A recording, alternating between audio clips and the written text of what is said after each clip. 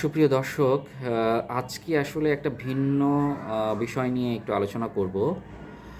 আর সেটি হচ্ছে Olympic games. এটা সম্ভবত ৩৩তম অলিম্পিক গেমস শুরু হয়েছে ফ্রান্সের রাজধানী প্যারিসে।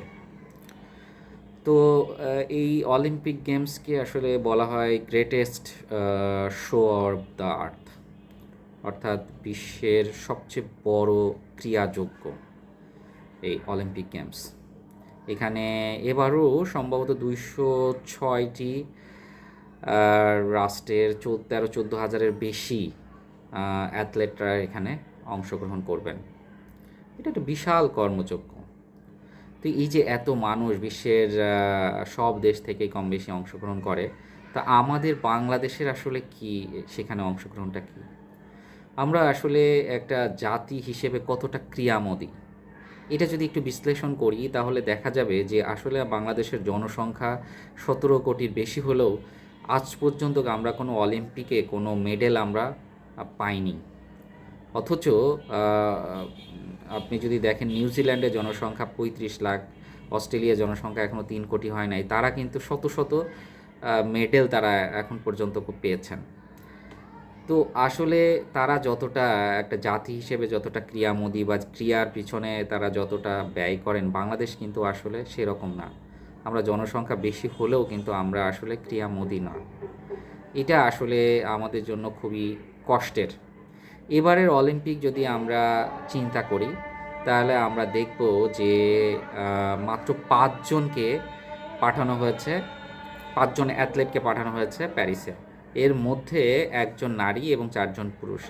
তার মধ্যে একজন সাগর ইসলাম নামে একজন আছেন, যিনি ডিরেক্ট কোয়ালিফাই করেছেন অলিম্পিকের জন্য। বাংলাদেশের ইতিহাসে মাত্র ৩ জন অ্যাথলেট ডিরেক্ট কোয়ালিফাই করেছেন। একজন হচ্ছেন গলফার সিদ্দিকুর রহমান, আর একজন হচ্ছে আর্চার অর্থাৎ তীরন্দাজ রোমান সানা, এবং তৃতীয় ব্যক্তি হলেন সাগর ইসলাম। এই হচ্ছে আমাদের প্রাপ্তি, কোয়ালিফাই করা পর্যন্ত। আসলে এটা যে কতটা কষ্টের একটা মানে একজন বাংলাদেশি হিসেবে আমরা আসলে অনেক জনসংখ্যা হলেও আমাদের আসলে কোয়ালিটি অনেক কম। আমরা আসলে ক্রীড়াতে অনেক দুর্বল। শুধু ক্রিকেটের পিছনেই আমরা পড়ে আছি। ক্রিকেটের পিছনে পড়ে থেকেও আমাদের কি হলো? কোনো বড় কোনো বৈশ্বিক ইভেন্টে আমরা কোনো সময় ভালো করতে পারিনি, আমরা কোনো টুর্নামেন্ট জিততে পারি নাই। আমরা আসলে খুবই ফ্যাসিনেশনে ভুগি ক্রিকেট নিয়ে। অথচ এই যে সারা বিশ্বের যে একটা বড় কম্পিটিশন, এর চেয়ে বড় কম্পিটিশন কিন্তু আর হয় না, বিশ্বে নাই। এত দেশের অ্যাথলেটরা যেখানে কম্পিটিশন হয়, সেখানে কিন্তু আমরা আসলে একদম দুর্বল একটা জাতি। আমরা আসলে জনসংখ্যা এরকম হলেও, এত বেশি হলেও আমাদের কিন্তু সেই স্ট্রেংথ নেই একজন অ্যাথলেট তৈরি করা যে বিশ্বের অন্যান্য দেশের মানুষের সাথে প্রতিযোগিতা করে একটা পদক আনতে পারে। আমাদের দেশের চেয়ে জনসংখ্যায় কম হয়েও আফগানিস্তান কিন্তু পদক জিতেছে, এবং নেপাল পর্যন্ত নাকি পদক জিতেছে। আমাদের দেশের চেয়ে কম জনসংখ্যা নিয়ে নিউজিল্যান্ড, অস্ট্রেলিয়া কত পদক পাচ্ছে তারা, অথচ আমরা পারি না। ঠিক এটা আমাদের আসলে এই দৈন্যদশাটা আমাদের কবে দূর হবে? আমরা কবে অলিম্পিকে আমরা একটা পদক পাবো? আপনি দেখেন যে পাকিস্তান, তার জনসংখ্যা বাংলাদেশের চেয়েও অনেক বেশি, ৫-৬ কোটি অনেক বেশি, ২২-২৩ কোটি জনসংখ্যা হবে, তারা মাত্র ৭ জন অ্যাথলেটকে তারা পাঠাতে পারছে। এই জায়গাতে ইন্ডিয়া আসলে চেষ্টা করছে যে তারা অ্যাথলেটদের সংখ্যা বাড়িয়ে এবং বেশি সংখ্যক পদক জেতার চেষ্টা করছে। গত অলিম্পিকে তারা ৬টি পদক পেয়েছে। যদিও ১৪০ কোটি জনসংখ্যা দেশে এই ৬টি পদক আসলে খুবই কম। তো তারপরেও তারা চেষ্টা করছে তাদের সঠিক পরিকল্পনার মধ্য দিয়ে। তারা এবারও ১১৭ জন অ্যাথলেটকে তারা অলিম্পিকে পাঠিয়েছে, যারা কিন্তু ডিরেক্ট কোয়ালিফাই করেছে। অর্থাৎ বিশ্বের বিভিন্ন নামি দামি যে প্রতিযোগিতাগুলো হয়, সেই প্রতিযোগিতায় অংশগ্রহণ করে ভালো পারফরমেন্স করে কিন্তু অলিম্পিকের কোটা পেতে হয়, মানে কোয়ালিফাই করতে হয়। তো সেই জায়গাতে কিন্তু এরা কোয়ালিফাই করেছে, এবং আজ পর্যন্ত দ্বিতীয় দিন হয়েছে, আজ পর্যন্ত তারা যে প্রতিযোগিতা হয়েছে তার মধ্যে একটা পদক তারা অলরেডি পেয়েছে শুটিংয়ে। মানু ভাকের নামে একজন শুটার কিন্তু একটা পদক পেয়েছেন, ব্রোঞ্জের পদক। আরও অনেকেই কোয়ালিফাই করেছেন, অনেকেই ফাইনালে উঠেছেন। আস্তে আস্তে তারা চেষ্টা করছেন যে পদকের সংখ্যা তারা বাড়াবেন। গত বছর 6টি পেয়েছিলেন, এবার হয়তো বা তারা আশা করছেন ডাবল ডিজিট ক্রস করবে, তাদের টার্গেটই হচ্ছে ডাবল ডিজিট ক্রস করা। তো সেই লক্ষ্যে মনে হয় তারা সফল হবেন বলেই আমার ধারণা। কিন্তু তারপরেও আহ, ভারত যদি ক্রীড়া ক্ষেত্রে নিজের সম্মান রাখতে চায় বা বিশ্বের বুকে মাথা তুলে দাঁড়াতে চায়, তাদেরকে কিন্তু পদক সংখ্যা এবং ক্রীড়াবিদদের সংখ্যা আরও অনেক বাড়াতে হবে। সেক্ষেত্রে বাংলাদেশের আসলে যে দুর্বলতাটা আছে, আসলে আমরা কি জাতি হিসেবে এতটাই দুর্বল যে আমরা কি অন্য দেশে যারা ক্রীড়াবিদ আছে তাদের সাথে আসলে লড়তে পারি না? আসলে বিষয়টা কিন্তু তা না। আমরা আসলে যে দুর্বল জাতি ক্রীড়াক্ষেত্রে, বিষয়টা তা না। আমাদের আসলে সঠিক পরিকল্পনার অভাব আছে। আমাদের আমি মনে করি না টাকা পয়সার যে খুব অভাব আছে তা না। কিন্তু এই যে বিভিন্ন ফেডারেশনের মাথার উপরে যারা বসে থাকেন, তারা আসলে ক্রীড়া বলতে কী জিনিস, এই জিনিস অনেক কিছুই বুঝেন না। না বুঝে দলীয় পরিচয় হতে পারে বা অর্থের জোরে কিন্তু তারা বিভিন্ন ফেডারেশনের চেয়ারম্যান বা বড় পজিশনে তারা বসে থাকেন। তাদের পক্ষে আসলে সঠিক অ্যাথলেট বের করে এনে নার্চার করা বা পরিচর্যা করা কিন্তু সম্ভব হয় না। এই জায়গাতে, এই সঠিক পরিকল্পনার জায়গাতে যদি আমরা হাত দিই, তাহলে পরে কিন্তু আমরা ভবিষ্যতে আহ, ভালো ভালো অ্যাথলেট আমরা তৈরি করতে পারবো। এবং নেক্সট যে 34তম যে অলিম্পিক হবে, সেই অলিম্পিকে অন্তত আমাদের একটা টার্গেট হওয়া উচিত, একটা পদক যেন আমরা সেখানে অন্তত পাই। এইরকম টার্গেট নিয়ে যদি আমরা এগোতে পারি, তাহলে আমরা হয়তো আশা করি যে আমরা পদক আমরা একটা পাবো, না পেলেও অন্তত আমরা ফাইনালে অন্তত যাব, এরকম একটা আশাপ্রদ আমরা একটা ফলাফল করতে পারবো।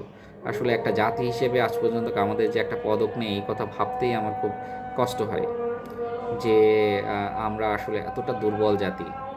আমরা কোনো কম্পিটিশন করতে চাই না মানুষের সাথে। এটা আসলে এক ধরনের দুর্বলতা। এই দুর্বলতাটা আমাদের কবে যাবে?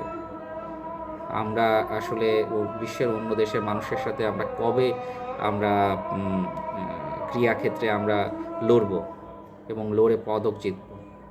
এই মানসিকতা আমাদের কবে আসবে? এটা কিন্তু আসলে টাকার সাথে সম্পর্কিত না, এটা কিন্তু মানুষের একটা মানসিকতার সাথে সম্পর্কিত, এটা কিন্তু একটা মানুষের আচরণের সাথে সম্পর্কিত। এই জায়গাতে কিন্তু আমাদের আসলে পরিবর্তন হওয়া উচিত।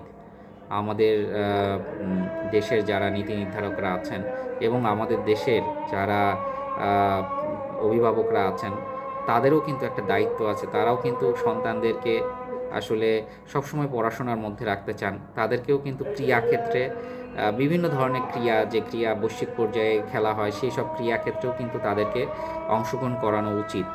এবং ছেলেমেয়েরা কিন্তু একদম ছোট থেকেই কিন্তু তাদেরকে তৈরি হওয়া উচিত। এবং তারা যদি ছোট সময় থেকেই যদি তারা নিজেদেরকে একজন ক্রীড়াবিদ হিসেবে নিজেদেরকে চিন্তা করে, তাহলে পরে কিন্তু বড় হয়ে সেই জায়গাতে কিন্তু সে সাফল্য আনতে পারবে।